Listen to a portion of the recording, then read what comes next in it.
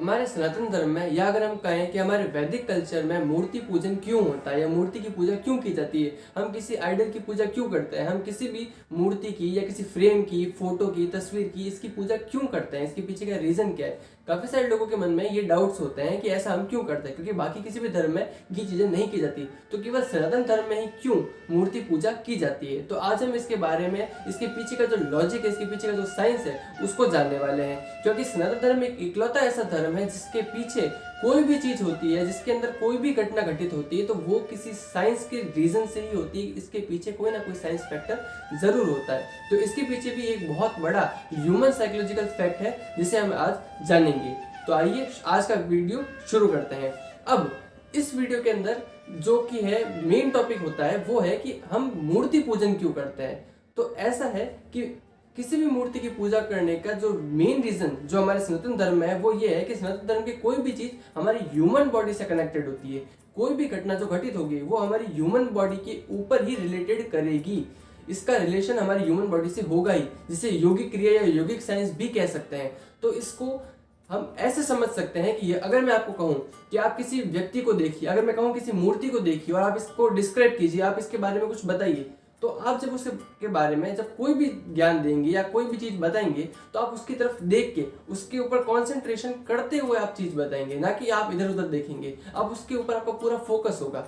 तो मूर्ति पूजा का भी सबसे बड़ा जो रीजन है वो यही है कि जब भी हम किसी मूर्ति की वर्शिप करते हैं तो हमारा जो फोकस होता है, हमारा जो कॉन्सेंट्रेशन होता है, वो एक ही जगह पे एक दिशा के अंदर काम करता है। हम किसी भी चीज को अगर जब देख रहे हैं, उसकी वर्शिप कर रहे हैं, चाहे हम मंत्र उच्चार कर रहे हो या कोई भी चैंट्स कर रहे हो जो सनातन धर्म में है या किसी भी धर्म की करें, तो अगर हम कर रहे होते तो हमारा कंसंट्रेशन लेवल जो हम भगवान तक अपनी बात पहुंचाना चाहते हैं वो और स्पीड से पहुंचती है, क्योंकि हमारा कंसंट्रेशन लेवल भगवान से कनेक्टेड होता है। हम किसी भी मंदिर में चले जाएं या कहीं पे भी किसी भी टेम्पल में या किसी भी भगवान का हो, अगर हम जाते हैं तो हम वहां देखते हैं कि जब भी आरती हो रही होती है, हमारा जो कंसंट्रेशन, जो हमारे आसपास के लोग होते हैं वो इधर उधर नहीं देख रहे होते हैं। हाँ, मैं मंदिर में आए हुए उन लोगों की बात नहीं कर रहा जो केवल मंदिर में मजे करने आते हैं। जो एक्चुअल में भगवान के दर्शन करने आए हैं या भक्ति करने आए हैं, वो मंदिर में आके और जब भगवान को देखते हैं, जब भगवान की आरती हो रही है तो उनका कॉन्सेंट्रेशन भगवान की तरफ ही होता है, वो इधर उधर नहीं देख रहे होते। वो आरती के टाइम में केवल भगवान के समय, भगवान के टाइम, भगवान की जो चीजें, जो स्पिरिचुअलिटी जो आसपास चल रही होती है, केवल उस एटमॉस्फेयर पे ही फोकस करते हैं, आसपास की चीजों को नहीं देखते। तो यही एक रीजन है कि हम सनातन धर्म के अंदर मूर्ति पूजन करते हैं। अब अगर बात करें कि मूर्ति पूजन के साथ साथ अगर हम कहें कि हम किसी फ्रेम की पूजा क्यों करते हैं, तो ऐसा है कि चाहे मूर्ति हो या फ्रेम हो, कोई भी चीज जो होती है वो हमारे शरीर की तरह पंचभूत तत्व से बनी होती है, पंच तत्वों की बनी हुई होती है। तो जब हम ये चीज करते हैं तो हमारी जो ह्यूमन बॉडी है, जैसे इसका एग्जांपल लेते हैं, अगर हम शिवलिंग पर जल चढ़ाते हैं तो वो जिस फॉर्म के अंदर है उससे हमारी बॉडी के अंदर एक अलग ही एनर्जी, जो पॉजिटिव वाइब्स को कह सकते हैं, वो ट्रांसलेट होती है, जो हमारी बॉडी को एक अलग रूप में ट्रांसफॉर्म कर देती है। हमारा जो कल्चर जिस चीज को हम मतलब करते आए हैं वो एकदम से उसको कन्वर्ट कर देता है पॉजिटिव थिंकिंग के अंदर। तो यही सारे रीजन होते हैं जिस वजह से हम मूर्ति पूजन करते हैं।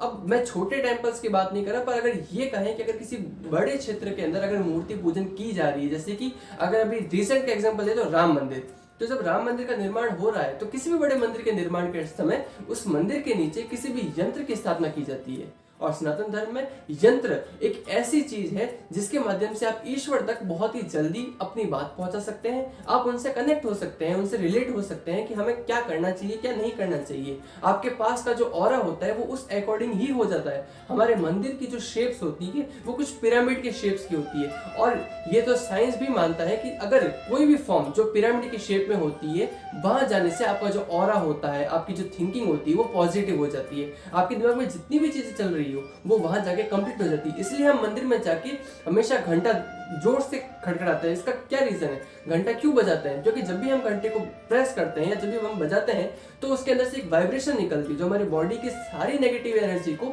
उधर ही ब्लॉक कर देती है, और हमारा जो कॉन्सेंट्रेशन होता है वो केवल और केवल भगवान के ऊपर ही होता है, ना ही कहीं इधर ना ही कहीं उधर। तो ये एक रीजन है कि हम सनातन धर्म के ऊपर बात करते हैं कि सनातन धर्म में मूर्ति पूजा क्यों की जाती है, ये सबसे बड़ा रीजन है। अब हाँ, बाकी सारे कल्चर्स के अंदर ये नहीं होता तो उनका अलग रीजंस होता होगा, और हाँ, सनातन धर्म में भी इस चीज के काफी सारे रीजंस होते हैं, मान्यताएं होगी, कथाएं होगी, पर जो साइंस फैक्टर जो है वो इस चीज के ऊपर बनता है कि हमारा कॉन्सेंट्रेशन मजबूत होता है, हम भगवान पे अच्छी तरीके से फोकस कर पाते हैं। हमारा जो ध्यान जो हमारा जो है, हमारी चैंट्स है, हमारा जो मंत्रोच्चार है, वो एक्चुअली भगवान तक पहुंचता है, जैसा हम अपने हार्ट से कनेक्ट कर सकते हैं।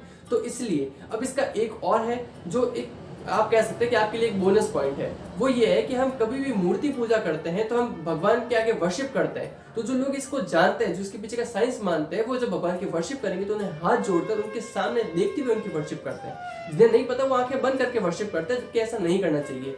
जब आप आंखें खोल के भगवान की भक्ति करते हैं तो इसका मतलब आपके और भगवान के बीच में जो आई कांटेक्ट हो रहा है, इससे आपका जो अंदर का जो स्पिरिचुअल एनर्जी होती है वो बूस्ट होती है। आपके अंदर का जो ऑरा होता है या आपके अंदर की जो एनर्जी है वो बूस्ट होती है। आपकी अंदर की जो भी चीजें चल रही है, चाहे वो पॉजिटिव हो या नेगेटिव हो, एक जगह रुक जाती है। बस आपका और भगवान का जो कनेक्शन होता है वो मजबूत होता है इससे। तो इसलिए कभी भी भगवान की पूजा करते हैं तो जो लोग इसके बारे में जानते हैं, जो इसके साइंस फैक्ट्स को जानते हैं, वो भगवान की पूजा करते समय केवल भगवान पे नोटिस करते हैं, ना ही कहीं इधर ना ही कहीं उधर। हाँ, बच्चों की बात अलग है, वो कहीं भी कर सकते हैं, बट हमें हमेशा आई कॉन्टेक्ट बना के करना चाहिए।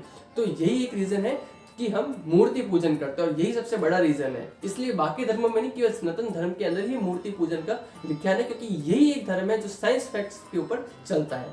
तो उम्मीद है कि आपको ये जानकारी पसंद आई होगी। जय श्री महाकाल, जय श्री राम।